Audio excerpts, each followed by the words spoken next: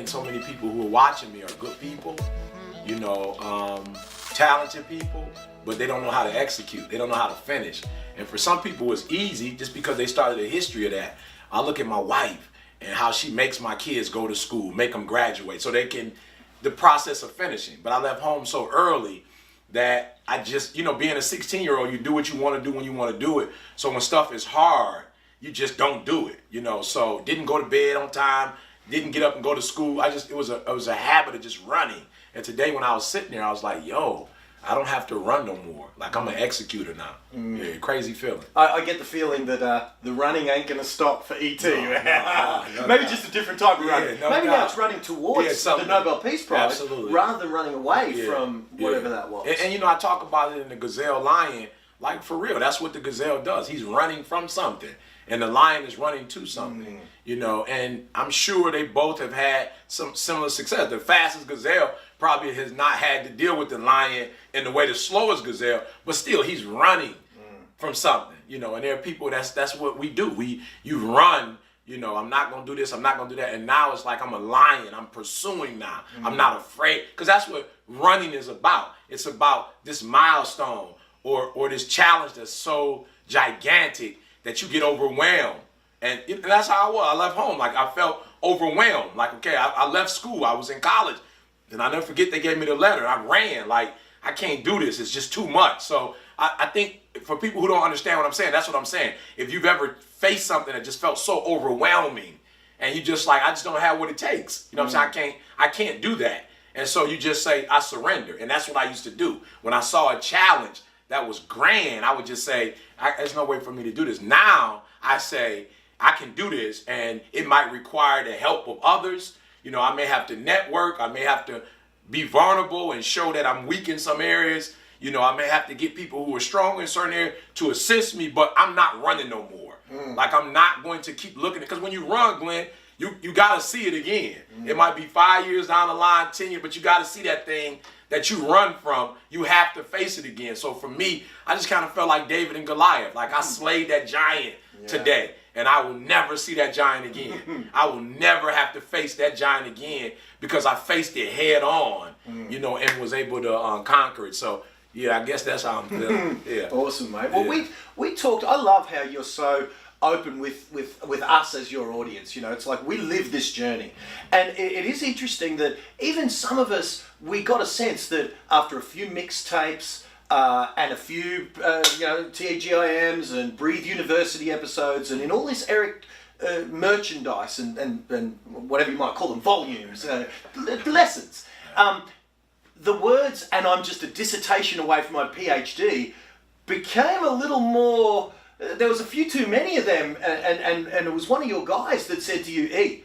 I'm not doing anything else until you get this thing." So you knuckled down. Tell us about how, what it was feeling like when you were in the grind of doing all of your business, but there was one thing left undone that you've now accomplished. Tell us about this last 6 months, and really what changed 6-8 months ago or a year ago when you went from being, in your mind, a dissertation away from your PhD to hell with this is happening. Yeah, I think, man, it's tough, man. It's like, and you've had this experience sending your kids to school. You got to do it, but they've been with you for the last 5 years. Like, nobody else has been, like, your care has primarily been them, and then you drop them off, and it's like, and that's what I felt like. I felt like I was abandoned. Like the first time you drop your kid off, it's the abandonment boy. It's the, you're like, whoa, are they going to take care of my child like I take care of my child?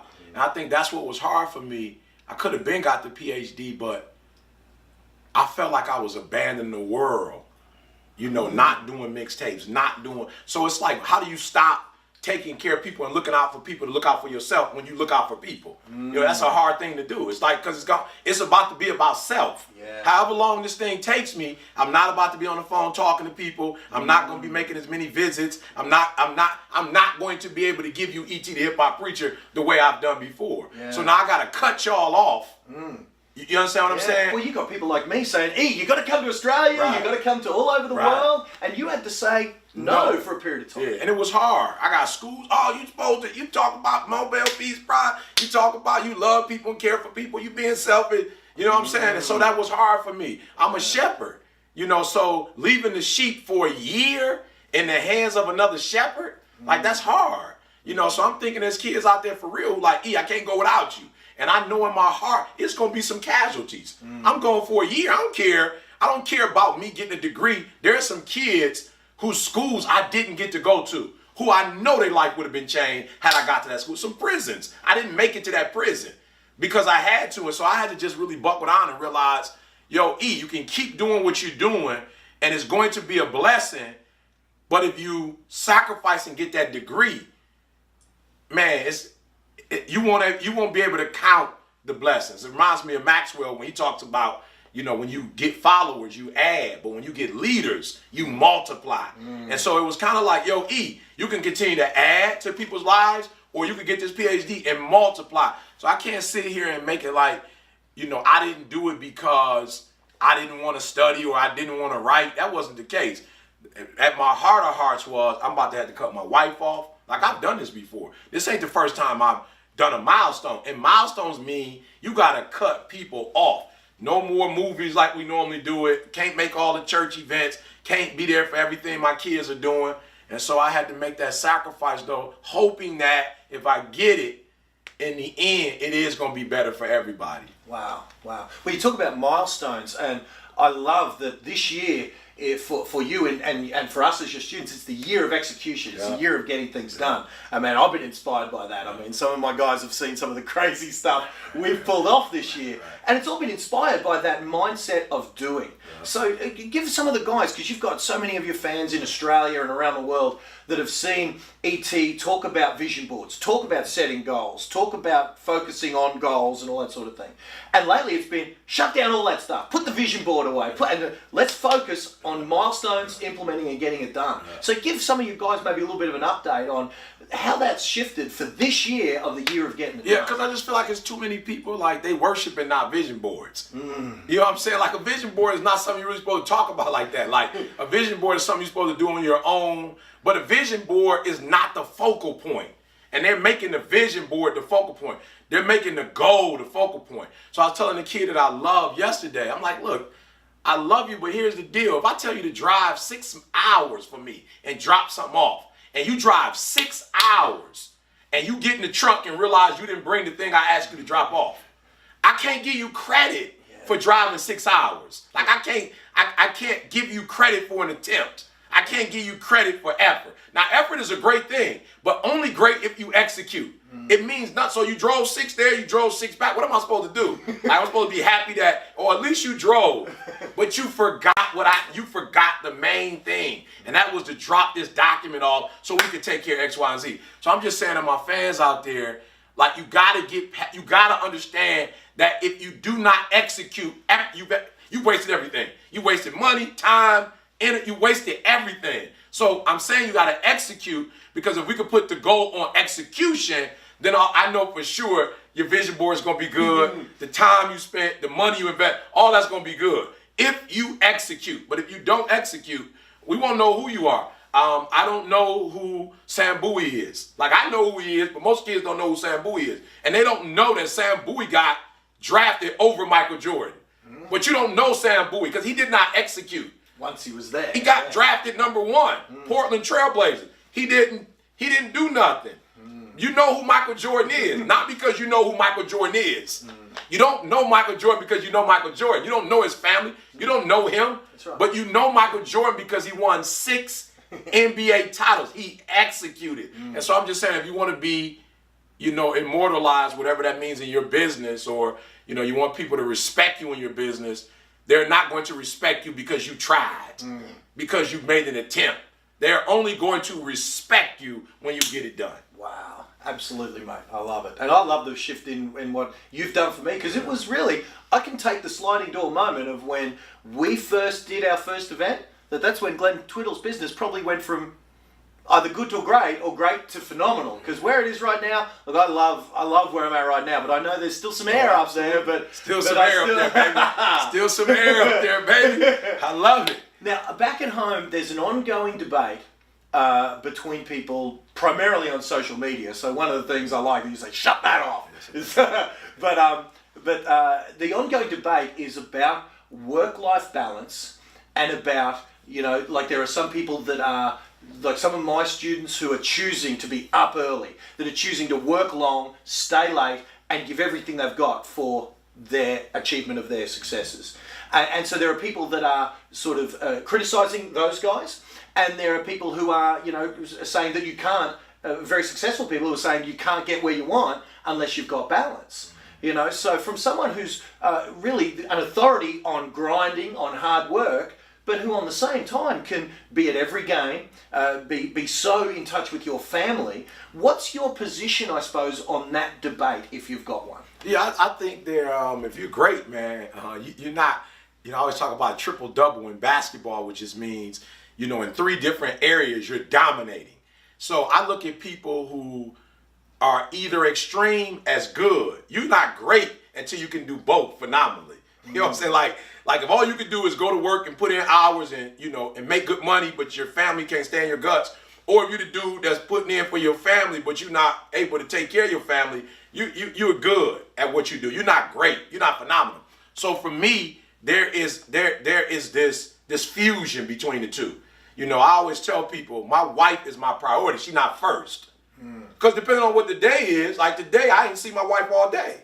So she's not number one. She didn't get to go to my early graduation. I only had 2 tickets. That was my mom and my dad.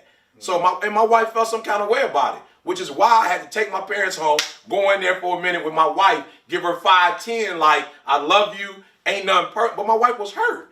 But I had to choose between my mom, I only got 2 tickets. And I didn't even go with the hookup Glenn on the just come and we're going to work something out. And I can do that. I'm that guy that just come, sweetie, get dressed, I'll finagle something. I didn't feel like finagling the other day. I'm like, I'm graduating. I don't want to be in that role right now. I don't want to have to, do that. I just want to graduate, so, and I want to be there with my mom and dad, take pictures with them, introduce them. So to me, my wife's not number one. She's my priority, right? So that means some days I might have to go and work 3 or 4 days and I have to put her to the side. But trust me, I'm working 3 or 4 days for us. So I'm not going to be working 4 years grinding. I have it in my mind. You got 7 days. You go in. My wife know. My daughter know. Everybody know. I'm going in. I got to write this book. I'm going in. But at the end of the book, when we start making that money, we all spend it. We all spend it. We all getting on a flight, right? And we hitting Sydney. We hitting Melbourne, Brisbane. You feel what I'm saying? We making it happen. So you're sacrificing, but you're going to get the car paid for. Kids going to school for free. You don't have to worry about that. You don't have to work if you don't want to. If you want to, you understand what I'm saying? So I would just say those people who are grind, it has to have an end point. You play a 7-game series. You don't play a 100-game series. A 7-game series is the best out of the best, first to get to 4. And so when you're grinding, you have to say, this is for my wife, or this is for my children, this is for my family, this is for my friends, and I'm going to go in for a month. I'm going to go in for 6 months. And then in that pit, all right, when I come out, I'm going into a month with just us. So when we go to Australia, that's it. I'm not going to be writing books. Yep. I'm not going to be reading books. When we get in that plane, I'm going to be sitting next to her. We're going to be talking, kicking it, playing. I'm going to kill her at Uno. I'm going to get to 500 before her. I'm going to kill her like as many times as I can before we land. And so there has to be this fusion that they are one and the same. And when you start making this the focus and this the focus, that's how you get messed up. But it's one. It's not you just go to school. Yeah, you graduate. You get a 2-year, a 4-year, a master's. There are levels to this. So I just believe there's a fusion. So I didn't give my wife a lot. Told my parents goodbye, gave her about 5. Where you going? You got to go somewhere else. And I'm like, I do. I do have to go somewhere else, but I'll be back. And we'll do this and we'll do that. But on Tuesday, nobody knows, but we're going up north, Traverse City. And for 4 straight days, I'm shutting everybody off and I'm giving my wife her time. So it's a fine line. It is. It's a fine line. But I just believe that if it's important to you, again, execution. You will. How am I gonna do it? When you're great at something, I don't always have the answers for you, but when it's important to you, you get it done. When it's not important to you, you find an excuse. Yeah.